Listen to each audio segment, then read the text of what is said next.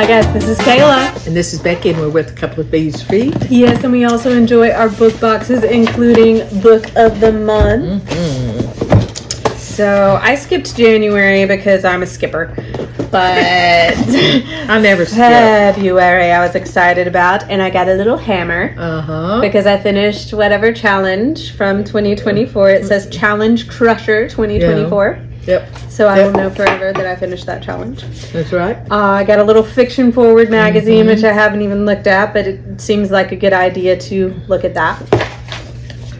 And my book of the month choice was Famous Last Words by Gillian McAllister. And we predicted this book. We did. We predicted this one. I'm a fan of Gillian McAllister. She's great at writing those twisty books that I love. And I really liked the idea of this one because it's like this woman who, she's married to a man, been married for years. He's sweet, he's kind, he's the perfect husband. Wakes up one morning to find out there's a hostage situation going on, and he is in it, but he's not the hostage. So he's the perpetrator. What's going on?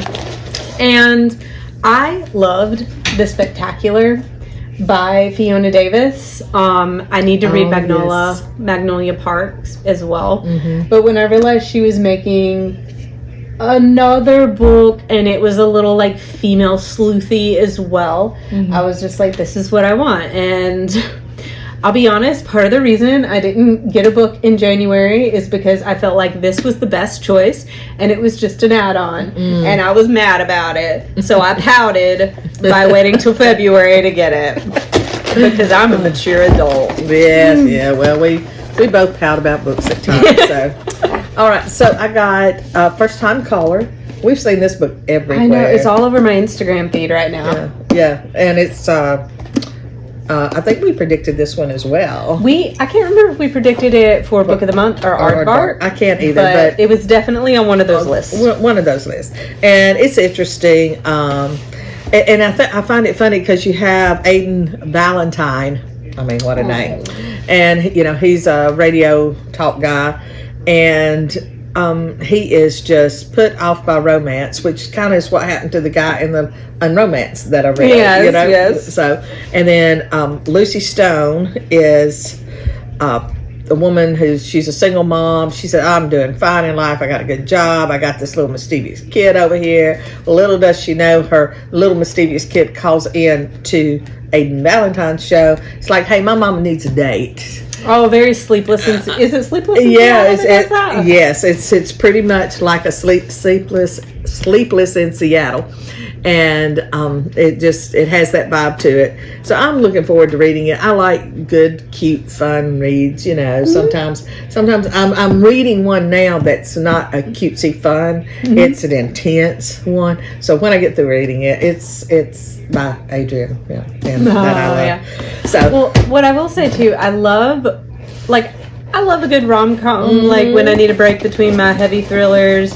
But I really also, I like rom-coms and romance books where the protagonists are older.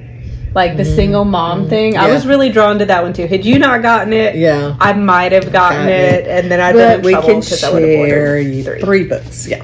Husbands and Lovers by Beatrice Williams. Beatrice has been around for a while. She is a definite repeat author with books of the month, and you know, this one is set in 2022, but it kind of drifts back to the 1950s as well.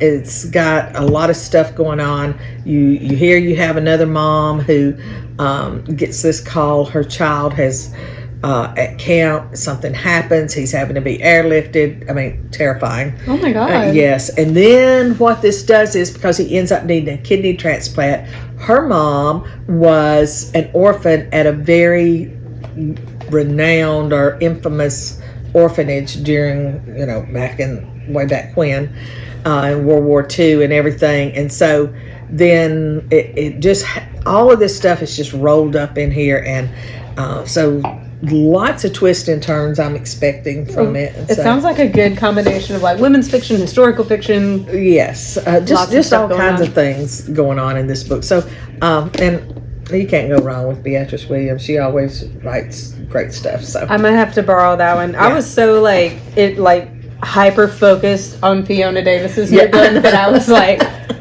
this is what I'm doing. This is it. This is it. I'm getting it. Nothing else. Nothing else. Nothing else matters. I didn't even look at the other books. I was like, Gillian McAllister and Fiona Davis. We're done. We're done. So, anyway, that's our picks. What did you pick for this month? Let us know in the comments. All right. Bye, guys.